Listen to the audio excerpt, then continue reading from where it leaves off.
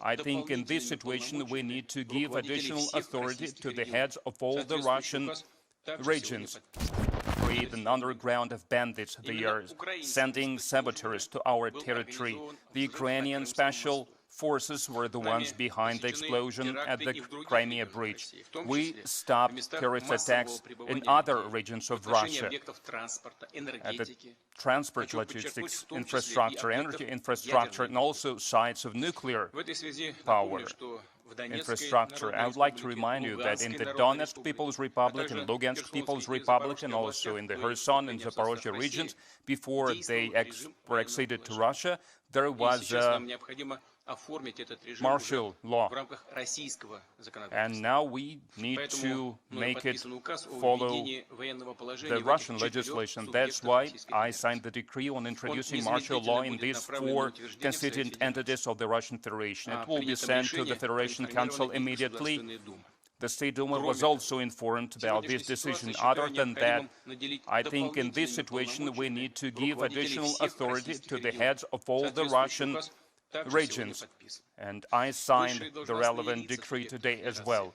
The heads of the constituent entities of the Federation should implement all the necessary measures to enhance security of the people and anti-terrorist protection of the critical infrastructure, and to preserve order in their regions, to preserve their economy, industry,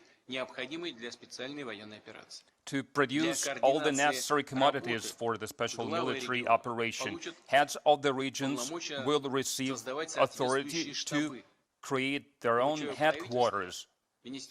And I would like to instruct the government, the Defense Ministry, and other bodies to give them all the necessary support. It is obvious that the situation in various regions vary, and the steps that they should take and the tasks that the heads of the regions are up to, they also vary.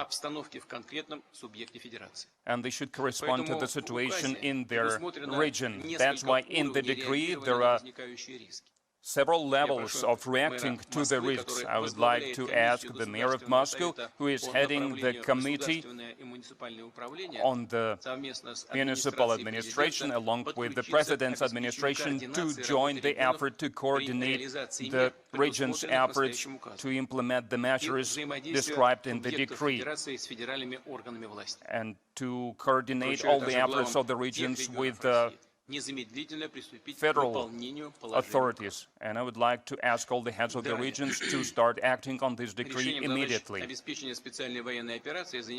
To carry out the goals of the special military operation, we need not only law enforcement agencies, but the entire public system, public administration system, and we should continue to make the coordination better. That's why I would like to instruct the government to draft the decree of the presidents on creation of the Special Coordinating Council. It will be headed by the head of the Cabinet of Ministers. It will have deputy prime ministers, law enforcement agencies, and economic and social ministers of the government, and administration of the president and state council that would allow to work in coordination with all the actors. We are proud of everyone who is joining the army now, who is fulfilling their duty on protecting their motherland, and all our soldiers, no matter what tasks they are carrying out, they should have all the things necessary. I'm speaking about the gear, about the equipment, about housing, about their equipment, about their food, about health care. We have everything we need to resolve all the matters that we face, and there are some issues still, and we should resolve them at the worthy level. We know there are some issues with the payments to the soldiers that were drafted under the partial mobilization. I signed the decree now on strictly following the amount of the payments and the schedule of the payments. They should be no less than 195,000 rubles per month. And I would like to emphasize, during the training as well, this period is also covered by this decree. I would also like to instruct the heads of the regions, and with the volunteering movements and They should coordinate closely to support the families whose family members were drafted under the partial mobilization, children, wives, close relatives of all our defenders. Colleagues, we're trying to resolve difficult, large-scale challenges on protecting the future of Russia, future of our people, and those who are at the front line now, who are getting trained in the training centers now, they should feel our support. They should know that behind them there is a great country, people who stand united. I'm sure that our workers, entrepreneurs, engineers will continue to efficiently resolve all the issues that the industrial and defense complex is now facing, economy is now facing. I would like to emphasize one more time, we all need to work hard together. There is a special responsibility on the heads of the regions who have got additional authority now.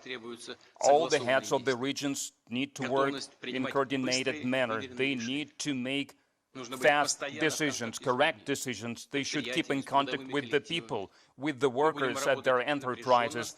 We will work hard, stably, rhythmically, but the additional coordination and concentration of the efforts at the priority directions is something that we all should do. It's something that needed to be done, and we will do that. I really rely on your support, colleagues. And now we will talk about the agenda of the Security Council. We will talk about the migration policy. It's a very sensitive area for the national security, for stable development of Russia and of our society. The situation in the world is changing fast. New global and regional factors are emerging that influence the migration policies, and we need to react to these changes effectively and in a timely manner. We should improve our work coming from the analysis of the new realities, and we need to adjust the current concept of the state migration policy. It should reflect the entire range of existing and potential challenges. It should become a basis for the future legislation adjustments. I instructed to do this back in March of 2020, and now I expect to hear reports on what has been done, on what priorities we should focus our attention in the near future. So let's start the discussion. I would like to give the floor to the Deputy Head of the Security Council, Mr. Dmitry Medvedev. Thanks for watching. If you like our info, subscribe to channel and watch the next video.